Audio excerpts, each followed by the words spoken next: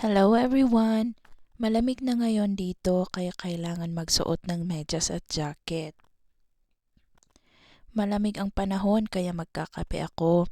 May coins pa naman ako dito kaya bili ako ng kape na twin pack para may pangkape ulit ako mamaya.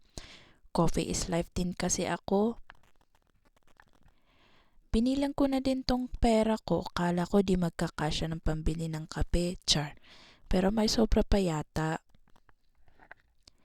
Mahal na din mga bilihin ngayon. Yung mga twin pack na kape pumapatak na ng 13 or 15 yata dito sa amin. Tumaas din pamasahe kaya tipid-tipid na din ang person. Kape lang ako ngayong umaga kasi kakain na din naman ako mamaya.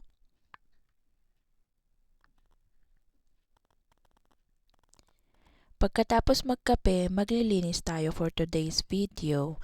Pasensya na sa lumang walis namin, char. Pero nakakalinis pa din naman yan. Malapit lang tong inuupahan namin sa kalsada kaya mayat maya maalikabok. Kaya kailangan mayat maya din ang walis. Habang nagwawalis nga ako, marami na namang buhok ang nalaglag. Hindi ko alam pero may mga times na naglalagas ang buhok ko. Normal lang ba yun? Kailangan din magpunas. Kahit kakapunas mo lang kanina, mamaya may ipon na naman ang alikabok. Sa may first floor kasi itong inuupahan namin kaya talagang diretso dito sa loob pag may mga dumadaan na motor at sasakyan. Gusto nga namin lumipat sana kaso mahirap humanap ng tirahan na sasakto sa budget lalo na at nagtaasan na lahat ng upa dito. Kailangan na din natin maghugas ng plato. Buti na lang may naipon pang tubig sa drum, may gagamitin ako. Nakatulugan ko na kasing lagyan kagabi. Sa gabi lang kasi may tubig dito sa gripo kaya pag maglalaba kami, kailangan sa gabi. Isasangag ko na rin pala tong natirang kanin. May pechay at egg pala na niluto yung mga kasama ko. Mahal ang bigas ngayon.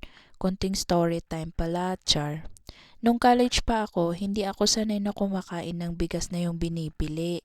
Kasi sanay ako si bigas na yung own harvest din namin. Kasi palay ang main source ng buhay sa amin. Pero nung tumira na kami dito, nakasanayan ko na.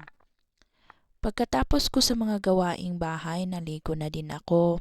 Wala naman akong balak lumabas ngayon. Magiging taong bahay muna tayo. Aayusin ko na din pala yung mga kailangang bayaran kasi lagi naming nakakaligtaan na meron pala si Judith, char. Share ang bayad ng bills dito sa inuupahan pala namin. Depende na lang sa mga gamit mo. Mostly naman dito magkakakilala na ang mga umuupa. Yun lang muna. See you next time.